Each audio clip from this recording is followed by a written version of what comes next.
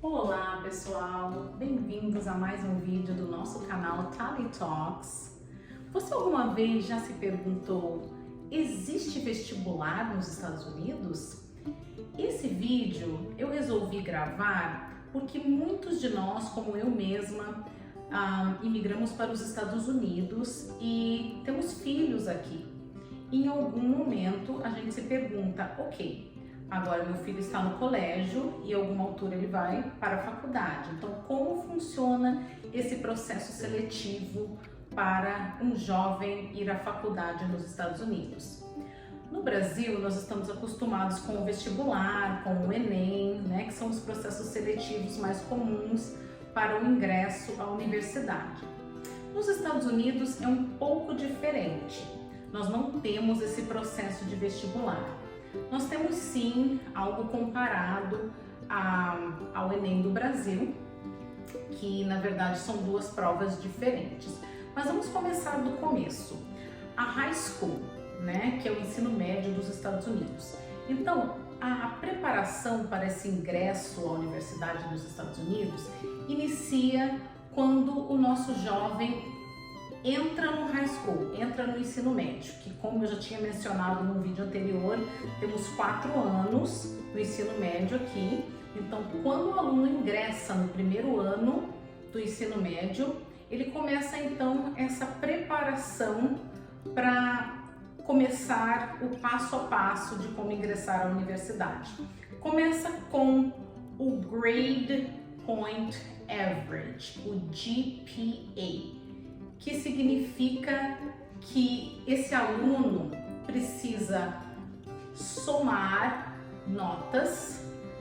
Essas notas de várias matérias somadas e divididas pelo número delas mesmas varia de 1.0 até 4.0.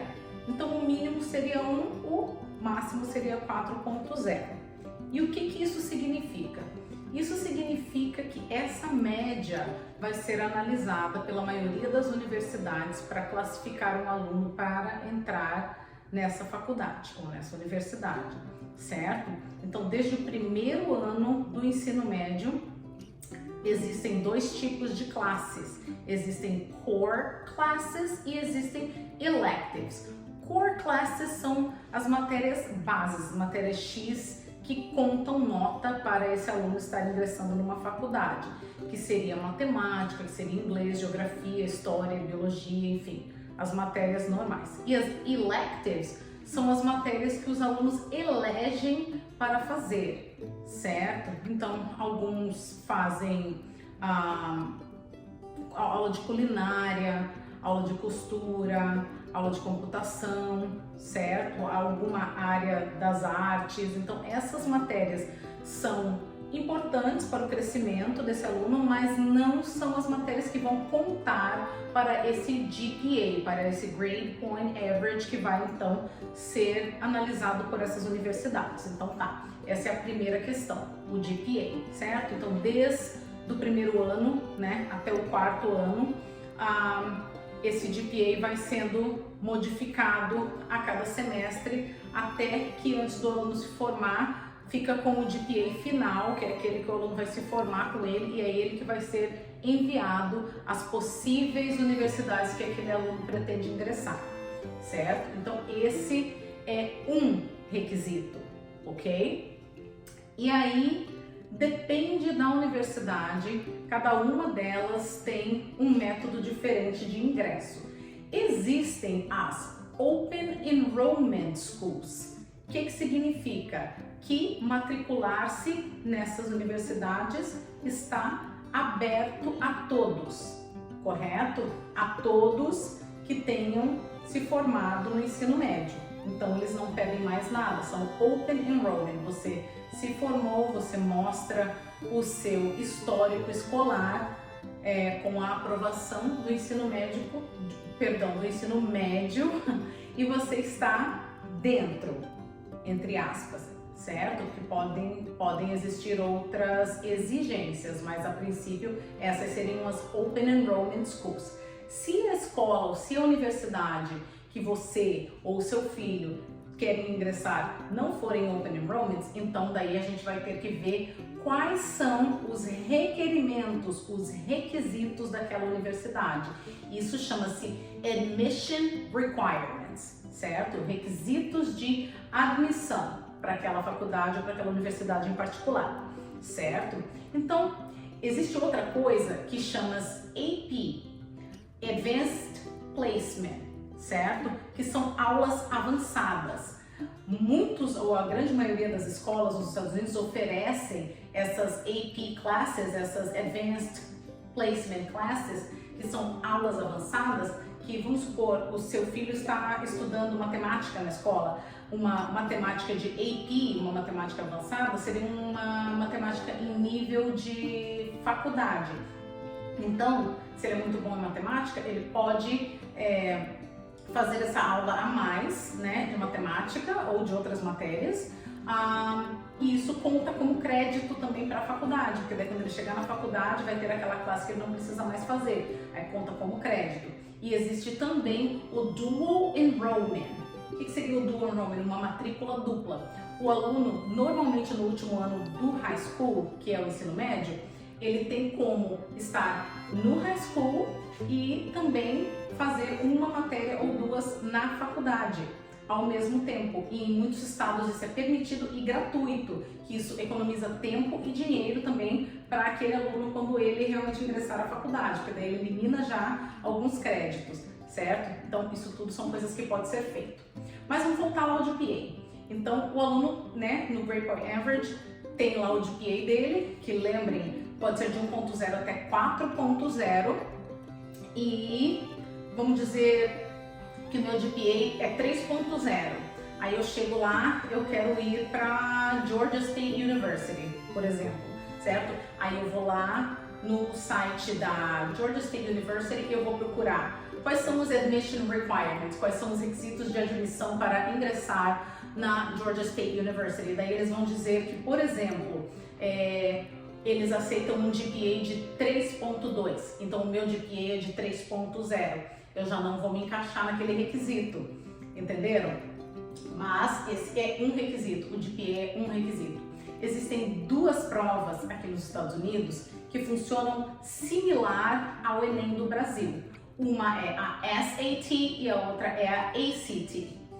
A SAT, a Scholastic Aptitude Test, e a ACT, American College Testing. Então essas duas provas, o aluno pode escolher se ele quer fazer uma ou quer fazer outra, ou ele pode fazer as duas se ele quiser, porque tem universidades que só aceitam uma, tem universidades que só aceitam a outra e tem as universidades que aceitam as duas. É uma opção do aluno. E essas duas provas, cada uma também tem um score, quer dizer, uma média, que vai de X a Y, né? Então, você vai tirar, não me lembro agora de cabeça, vamos dizer que na SAT variasse de 100 até 1.200 e você tenha uma pontuação de 800, aí a universidade que você quer entrar aceita a partir de 700, você está dentro, né? Então tem essas variações, ok? Então, GPA, ACT, SAT, já são três coisas, né? Isso é acumulativa, cada faculdade tem o seu requisito. Tem umas que pedem só o GPA, tem umas que pedem GPA e SAT e tem umas que pedem outras coisas. Que seria o quê? Uma essay. Essay seria uma redação. Então nessa redação tem umas universidades que te dão um tema para você fazer uma redação e enviar para eles junto com o seu formulário de matrícula e tem outras que fale sobre você nessa redação.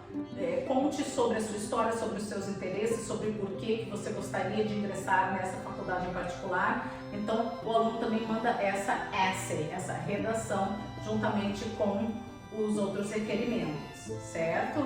Então, essa é mais uma das coisas que podem ser pedidas. Tem umas que também pedem para você enviar junto com tudo uma carta do seu school counselor. Quem seria um school counselor? Aqui nos Estados Unidos, pelo menos a nível de high school, a nível de ensino médio, mas eu creio que em outras séries também tenho, tem um School Counselor para todas as séries. Todos os alunos têm um School Counselor, que é um orientador, certo? O orientador tem várias funções dentro da escola, mas para os graduandos, uma das funções deles é ajudar os alunos a se prepararem para esse processo seletivo de entrar numa universidade. Então, muitas universidades pedem para que esse School Counselor, esse orientador, escreva uma carta sobre você aluno, e para você enviar junto, né, com um papel timbrado, carimbo da escola, para ele falar sobre você, sobre quem é você como aluno, como que você contribuiu para essa escola nesses 4 últimos anos que você ficou lá, e isso também ajuda muito, muitas vezes, certo?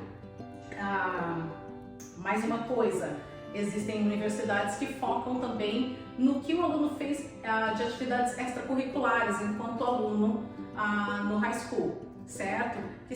Tem alunos que participam de clubes, tem alunos que participam de aulas de instrumento musical, de bandas, fanfarra, tem uns que praticam esportes, tem uns que participam do JROTC, que é o Reserve Officers Training Corps, que seria mais ou menos o grupo júnior do Corpo de Treinamento de Oficiais da Reserva, né? Traduzindo, seria mais ou menos isso. É uma aula como se fosse uma aula do colégio militar, mas dentro da escola mesmo. Então tem alguns alunos que participam dessas classes. Então todas essas classes, juntando, fazem esse aluno criar um currículo que ele envia juntamente com a matrícula para essa universidade. Então, falamos de várias coisas aqui, né? Do enrollment, que são as classes paralelas à escola e à faculdade ao mesmo tempo. Falamos de AP, Advanced Placement Classes, que são as aulas avançadas. Falamos de GPA, que é o Grade Point Average, que é essa média que o aluno vai acumulando nos anos de escola. Falamos de Essay, da redação que ele pode fazer para a escola. Falamos de SAT e ACT, aquelas provas similares ao Enem do Brasil. Falamos da School Counselor's Letter, que é aquela carta que o orientador pode escrever. E falamos desses grupos que os alunos podem participar das atividades extracurriculares. Então, tudo isso, em suma, é o que normalmente as universidades pedem. E lembrem que umas universidades pedem algumas coisas, outras universidades pedem outras coisas, e tem também as Open Enrollment Schools, que normalmente não pedem nada além de você ter concluído o ensino médio, certo? Falei muito, mas espero que tenha me feito entender, que vocês tenham gostado, que vocês tenham aproveitado essa informação. Guardem esse vídeo se os seus filhos ainda não estão no high school, ou estão no high school, mas ainda não estão se preparando para a faculdade, e comecem, né, a se preparar para isso, ok? E é isso, pessoal.